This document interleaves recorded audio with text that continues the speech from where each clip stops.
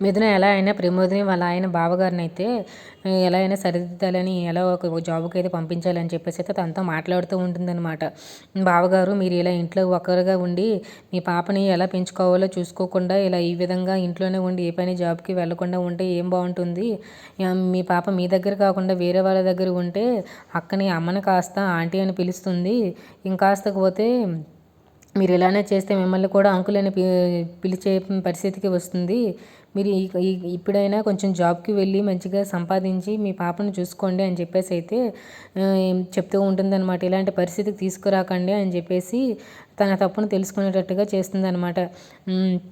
ప్రేమోదిని వాళ్ళ ఆయనేమో నేను నా తప్పును తెలుసుకోవడమే కాదు సరిదిద్దుకుంటాను, రేపటి నుంచి జాబ్‌కెళ్తాను అని చెప్పేసి అయితే ప్రమోదినికి చెప్పేసరికి ప్రమోదిని ఏమో చాలా సంతోషపడుతుందనమాట.